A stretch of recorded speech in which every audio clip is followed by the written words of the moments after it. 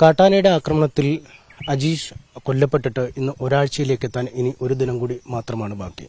ഇപ്പോഴും കൊലയാളിയായ ആനയ്ക്കായുള്ള തെരച്ചിൽ ഊർജിതമായി നടക്കുന്നു. ആനയെ പിടികൂടാൻ കഴിഞ്ഞിട്ടുമില്ല. നമുക്കൊപ്പം അജീഷിന്റെ മകൾ അൽനയാണുള്ളത്. ഇത്രയും ദിവസം കഴിഞ്ഞിരിക്കുന്നു. ഈ ദൗത്യം നീണ്ടു പോകുന്നു. നിങ്ങൾക്കൊക്കെ അതിലൊരു ആശങ്കയുണ്ടോ? ആന വീണ്ടും ഒരു നാശം വിതയ്ക്കുമെന്നൊരു ഭയമുണ്ടോ? ഉറപ്പായിട്ടുണ്ട്. ഈ ആനേന്റെ മനസ്സിൽ ചിലപ്പോൾ നമ്മുടെ ഈ റോഡ് തന്നെയൊക്കെ ഉണ്ടാവും. പിന്നെ അവിടുന്ന് ഇങ്ങോട്ട് തന്നെ വരാനുള്ള ചാൻസും കൂടുതലാണ്. പിന്നെന്ന് വെച്ചാൽ ആനകളിൽ ഈ വയനാട്ടിലുണ്ടെങ്കിലും മുഖ്യ ആനകളും പാവ, ചില ആനകൾ മാത്രമേ ഇടയാറുള്ളൂ. പക്ഷെ ഈ ആന അങ്ങനെയല്ല. ഈ നമ്മുടെ വയനാട്ടുകാരനുമല്ല, ഇത് കർണാടകക്കാരാനയല്ലേ. അതുകൊണ്ട് എനിക്ക് ഞങ്ങൾക്ക് എല്ലാവർക്കും ഒരു പേടിയുണ്ട്, ഇങ്ങോട്ട് ഇനി ഒന്നും കൂടി ആന വരുമോന്ന്. ഇന്നലെയാണ് കടുവ എത്തിയല്ലോ. നിങ്ങൾ പള്ളി പോകുന്ന വഴിക്കാണ് കടുവ എത്തിയത്? ഞങ്ങള് പള്ളി പോകുന്ന വഴിക്ക് കടുവ വന്നു. അന്നേരം ഞങ്ങളെ കണ്ടു ചേച്ചി കിടന്ന് കാറി. ഞങ്ങൾ പേടിച്ച്, ആനയാന്ന് പേടിച്ചിട്ട് ഞങ്ങള് താഴെ ഒരു വീടുണ്ടായിരുന്നു, അങ്ങോട്ട് ഓടുക ചെയ്തത്. ആ ചേച്ചി തലനാരിഴക്കാണ് അല്ലെ വീഡിയോ ഒക്കെ കണ്ടു? ആ ചേച്ചി ഞങ്ങൾ ഇപ്പുറ സൈഡ്, ആ ചേച്ചി അപ്പുറ സൈഡായിരുന്നു ഉണ്ടായിരുന്നത്. ചേച്ചീനെ കണ്ടിട്ട് മറ്റേ ചേച്ചി കിടന്ന് കാറിയപ്പോ ഞങ്ങൾ അതിന് ആനയാന്ന്, ഞങ്ങളുടെ മനസ്സിൽ ആനയാന്ന്, ഞങ്ങളുടെ മനസ്സിൽ അങ്ങനെ ആനയാന്ന് വിചാരിച്ച് ഞങ്ങൾ ഓടുക ചെയ്തത്. എന്താണ് ഈ അധികാരികളോടൊക്കെ മോൾക്ക് പറയാനുള്ളത്? ഒരു വലിയ നഷ്ടമാണ് ഉണ്ടായിരിക്കുന്നത് നിങ്ങൾക്ക്. ഇത് വീണ്ടും ആവർത്തിക്കുകയാണ്. വയനാട്ടിൽ തന്നെ ഇങ്ങനെ ജീവൻ നഷ്ടപ്പെട്ട ഒരുപാട് പേരുണ്ട്. ഫോറസ്റ്റിൽ അതുങ്ങൾക്ക് ഭക്ഷണം ഇല്ലാത്തതുകൊണ്ട് അതുങ്ങൾ ഇങ്ങോട്ട് വന്നത്. അതുങ്ങൾക്കുള്ള ഭക്ഷണമൊക്കെ കൊടുത്ത്, അതുങ്ങൾക്കുള്ള വെള്ളമൊക്കെ കൊടുത്ത് അതുങ്ങളെ പരിപാലിക്കുവാണെങ്കിൽ അത് അവിടെ തന്നെ നിന്നോളൂ. നാട്ടിലേക്ക് ഇറങ്ങാതെ അതുങ്ങൾ സൂക്ഷിച്ചോളൂ. അവർക്കുള്ള ഭക്ഷണം കാട്ടിക്കൊടുക്കുക, അല്ലെങ്കിൽ അവർക്ക് കാട്ടിൽ ഈ ഭക്ഷണത്തിനുള്ള സാഹചര്യം ഉണ്ടാക്കുക. ഈ വയനാട് എന്ന് വെച്ചാൽ മുക്കാലോളം ഇല്ലി പാനങ്ങളാ, ഇല്ലിയും കൊണ്ട് ഉണ്ടാക്കിയത്. അതുകൊണ്ടാണ് കർണാടക, തമിഴ്നാട് അവിടെയൊന്നും ഇല്ലിയൊന്നും ഇല്ലാത്തതുകൊണ്ടാണ് അവരിങ്ങോട്ട് വരുന്നത്, ഇല്ലിയൊക്കെ കഴിക്കുക. അവിടെ ഫുഡ് മൊത്തം ഇല്ലിയല്ലേ, അതുകൊണ്ടാണ് ഇങ്ങോട്ട് വരല് കൂടുതൽ. എന്റെ മനസ്സ് പറയുന്നത്. നിങ്ങൾക്കും വലിയ നഷ്ടം ഉണ്ടായിട്ടുണ്ടല്ലോ ഈ കിളിയുടെയും കുരങ്ങന്റെയും ആനയുടെ ഒക്കെ? ഉറപ്പായിട്ടും. ഡാഡി കൃഷി നശിച്ചിട്ടുണ്ടോ? കഴിഞ്ഞ കൊല്ലം വിതച്ചാറ് ഞങ്ങള് വിതച്ചിട്ട് അത് പോയി, കിളി വറക്കി കൊണ്ടുപോയിട്ട് ഞങ്ങൾ 2 വട്ടം വിതച്ചതിന് ശേഷം ഞങ്ങൾക്ക് നെല്ല് ആയത്. ഓൾമോസ്റ്റ് കുറെ പോയായിരുന്നു. പിന്നെന്ന് വെച്ചാൽ ഇവിടെ തെങ്ങുണ്ട്, തെങ്ങിൽ മൊത്തം ഉള്ള തേങ്ങയൊക്കെ കുരങ്ങൻ വന്നിട്ട് എടുക്കും. പിന്നെ കപ്പളങ്ങ, കപ്പയൊക്കെ മാന്തും ഒക്കെ ചെയ്യും.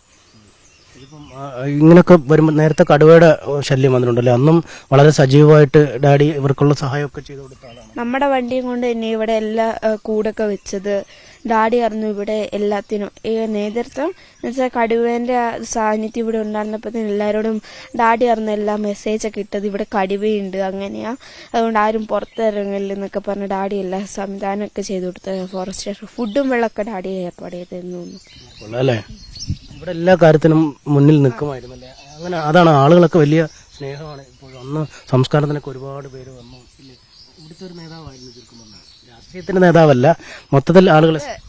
ഡാഡി പടമലേന്റെ ഒരു തൂണാന്ന് എല്ലാരും പറയാറ്. ഡാഡി ഇല്ലെങ്കിൽ പടമല ഇല്ലാതെ ആയ കണക്കാന്ന് എല്ലാരും. എന്ന് വെച്ചാൽ പടമലയിലെ എല്ലാ പണിക്കും, ലോഡ് പണിക്ക് പോലും ഡാഡി അങ്ങനെ എല്ലാവരുടെ അടുത്ത് പോയി നടക്കും. ഇപ്പൊ ഒരു കല്യാണം ഉണ്ടെങ്കിൽ കല്യാണം വീട്ടിൽ പോയി ഫുഡിനുള്ള ഏർപ്പാടൊക്കെ ചെയ്യും.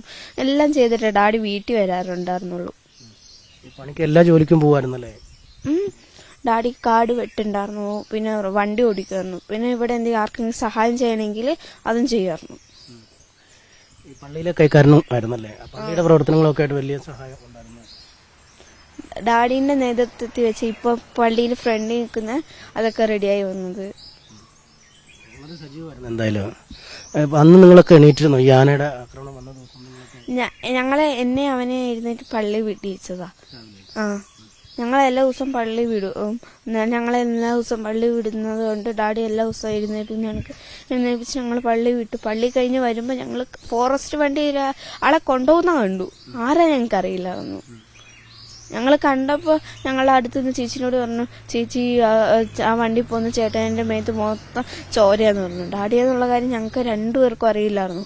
പിന്നെ ഇവൻ അതിന് ആനയാന്ന് അറിഞ്ഞ പാട് ഇവൻ ഓടി വീട്ടിലേക്ക്. ഞാനും എൻ്റെ താഴെയുള്ള ചേച്ചിയും കൂടി വന്നപ്പോൾ ഞങ്ങളോട് ആ ചേച്ചിൻ്റെ ഒരു ചേട്ടൻ പറഞ്ഞു, പഞ്ചിലച്ചിന് ആന തട്ടി, സീരിയസ് ആന്ന് പറഞ്ഞു. അത് കേട്ട് ഞാനിവിടെ വന്നപ്പോൾ ഞാൻ ചോദിച്ചു അമ്മ ഡാഡി എന്തെന്ന് ചോദിച്ചപ്പോൾ അമ്മ പറഞ്ഞു ആന വന്നു, ആനേൻ്റെ പുറകെ പോയതാന്ന് പറഞ്ഞു. ഞാൻ അമ്മേനോട് പറഞ്ഞപ്പോൾ അമ്മ ഇവിടെ ഇറങ്ങി ചോദിച്ചപ്പോൾ ചെറിയ ചെറിയ മുറിവേ ഉള്ളൂ എന്ന് പറഞ്ഞു. അന്നേരം ഞങ്ങൾ അങ്ങനെ ആശ്വസിച്ചിരുന്നപ്പോൾ പിന്നെ സിസ്റ്റേഴ്സ് വന്നപ്പോൾ സിസ്റ്റേഴ്സാണ് പറഞ്ഞു ഞങ്ങളോട് പോയി എന്നുള്ള കാര്യം. മാനന്തവാടിയിൽ വലിയ പ്രതിഷേധമൊക്കെ ആയിരുന്നില്ല, ആളുകളെല്ലാം വേണം. അതെന്ന് വെച്ചാൽ 3 മണിക്കൂറോളം അവിടെ കൊണ്ടുവന്ന് ഹോസ്പിറ്റലിൽ 7:30 ആയപ്പോൾ ഇവിടുന്ന് കൊണ്ടുപോയിട്ട് അവിടുന്ന് എത്ര മണിക്ക് ഞങ്ങൾ അതൊന്നും അറിയുന്നില്ല. അവിടെ നടന്ന കാര്യം പോലും ഞങ്ങൾക്ക് അറിയില്ല. ഇവിടുന്ന് ഡാഡീനൊക്കെ എടുക്കാന്ന് പറഞ്ഞിട്ട് ചാച്ചന്മാരെല്ലാവരും പോയി. പിന്നെ ഞങ്ങൾക്ക് അതൊന്നും അറിയില്ല. ഞങ്ങൾ ഇവിടെ ഇരുത്തിയിട്ടാണ് പോയി. ഞങ്ങൾ പറഞ്ഞു ഞങ്ങളൊന്ന് കൊണ്ടുപോകാൻ പറഞ്ഞിട്ട് പോലും ഞങ്ങളെ കൊണ്ടുപോയില്ലായിരുന്നു. ഈ ശല്യം പരിഹരിച്ചില്ലെങ്കിൽ ആളുകൾ വലിയ തോതിൽ പ്രതിഷേധിക്കുമെന്നാണ് പറയുന്നത്. ഇപ്പോൾ തന്നെ പലയിടത്തും പല ദിവസങ്ങളിലും പ്രതിഷേധം നടക്കുന്നുണ്ട്. അങ്ങനെ എല്ലാരും പറയുന്നുണ്ട്. എനിക്ക് ശരിക്കും അറിയാം. എന്റെ അപ്പൊ എനിക്കത് കേട്ടപ്പോൾ മുതൽ എനിക്ക് പിന്നെ എനിക്ക് എന്തോ പോലെ ആയിപ്പോയി. ഞാൻ പിന്നെ എനിക്ക് എന്തോ പോലെ ആയിട്ട് ഞാനൊന്നും പറയുന്നില്ല. ഞാൻ അവരെടുത്താട്ടെ അനങ്ങാതിരിക്കും ഞങ്ങൾ. പിന്നെ എല്ലാരും വിളിച്ചിട്ട് എനിക്കൊരു ഒന്നും ആവുന്നില്ല. എന്റെ മനസ്സേ അങ്ങ് പോയായിരുന്നു. ഈ പ്രതിപക്ഷ നേതാവൊക്കെ വന്നപ്പോൾ മൊത്തം സങ്കടവും പുറത്തു വന്നായിരിക്കും അല്ലേ? ആളുകളൊക്കെ വലിയ തോതിൽ സങ്കടപ്പെടുന്നു, അതിന്റെ ഇടയിൽ സ്നേഹം പറയുന്നു. ഒരുപാട് ആൾക്കാർ അത് കഴിഞ്ഞ് വിളിക്കുന്നൊക്കെ ഉണ്ട്. കാര്യം തിരക്കി ആ സമയത്ത് മനസ്സിലുള്ളതൊക്കെ ഒന്ന് വന്നു കാണും പുറത്തേക്കല്ലേ? വന്നവരോടെല്ലാം ഇങ്ങനെ തന്നെയാണോ പറഞ്ഞത്?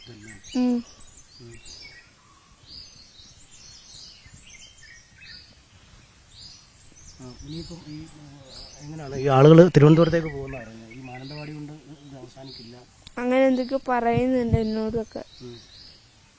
ഇവിടെ ഇനി എന്തെങ്കിലും വന്നാൽ ഇനി ഞങ്ങൾ അങ്ങോട്ടാ പോകുന്നതെന്ന് എല്ലാവരും പറയുന്നത്.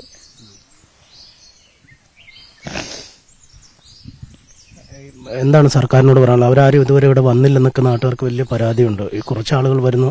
എനിക്കതൊന്നും കാര്യമില്ല. എനിക്ക് പോയത് പോയി. ഇനി എനിക്കത് കിട്ടൂലല്ലോ ആര് വന്നാലും.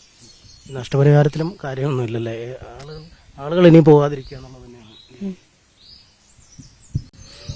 എന്തായാലും അല്ല പറയുന്നത് ഈ പരിഹാരമുടൻ കാണണം ഈ കാട്ടാന ശല്യത്തിന്. ഒപ്പം വനം വിട്ട് ഈ വന്യജീവികൾ പുറത്തേക്ക് വരുന്ന സാഹചര്യങ്ങൾ പൂർണ്ണമായി ഒഴിവാക്കുന്നതിനുള്ളൊരു നടപടികൾ അധികൃതരുടെ ഭാഗത്തു നിന്നും ഉണ്ടാവണം എന്ന് പറയുന്നു.